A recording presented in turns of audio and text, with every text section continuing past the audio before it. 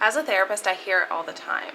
But I had such a great childhood. My parents put clothes on my back, food on the table, a roof over my head. They came to all my games. They paid for the things that I needed, but I still have symptoms of trauma.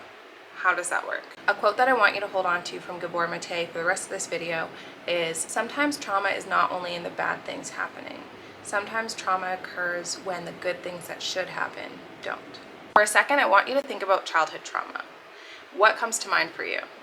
Typically, what comes to mind for most people is abuse, neglect, violence. And the thing is, trauma doesn't always work like that. Of course, objectively violent and abusive experiences can lead to trauma, but there's so many other experiences that could lead to trauma that are much more nuanced and maybe insidious.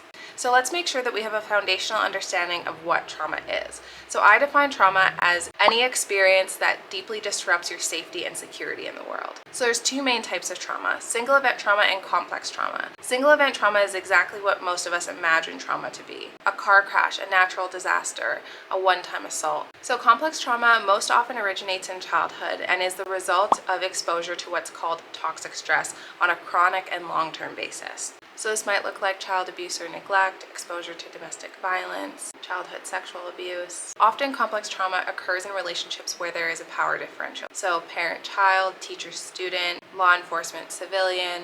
And this can also occur in adult intimate relationships, especially when there is dependence involved, whether that's financial dependence or emotional dependence. The difference between single event trauma and complex trauma is single event trauma happens all at once. It's an intense situation all at once. Whereas complex trauma typically lacks intensity within each single event, but the intensity grows and builds over time.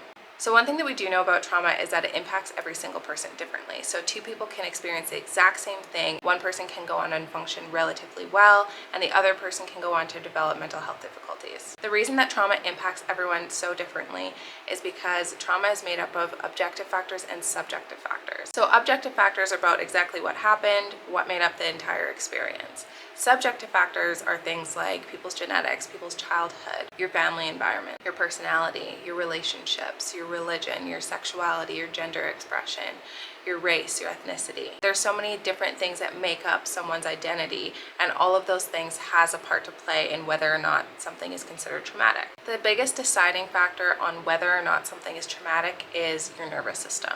So it's not necessarily about whether the event was objectively traumatic or not. It's about how you internalized and experienced it. So it all ties back to our original question of, if I had a good childhood, then why am I experiencing trauma symptoms? So one of the experiences that often isn't considered when thinking about trauma is childhood emotional neglect. And before you stop me, emotional neglect is very different than emotional abuse. Emotional abuse is characterized by bullying, name-calling, manipulation, isolation, humiliation, whereas emotional neglect is insidious and typically goes unrecalled in your memories. So emotional neglect occurs when the parent or caregiver doesn't respond enough to the child's emotional needs during the brain development period. So the impact of that is reduced levels of oxytocin in the brain, a feeling of alienation or defectiveness, social impairments, detachment from emotions, struggling with identity, and often consistent feelings of shame. Another experience that classifies as childhood trauma that we often don't think about is the experience of parentification. So parentification is the process where the child and the parent switch roles. So the child becomes the emotional confidant.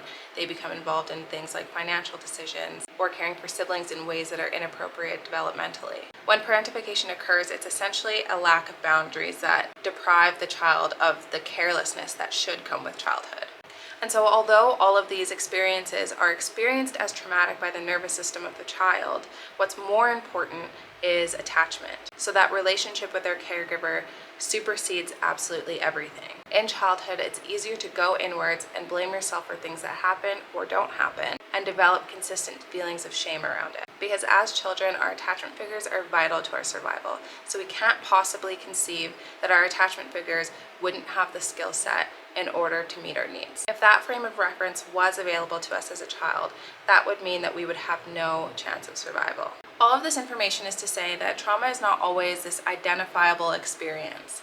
It's not always something that we can point out and say this is what went wrong. It's something that we may not even remember at times. But that doesn't make those experiences or those symptoms any less valid.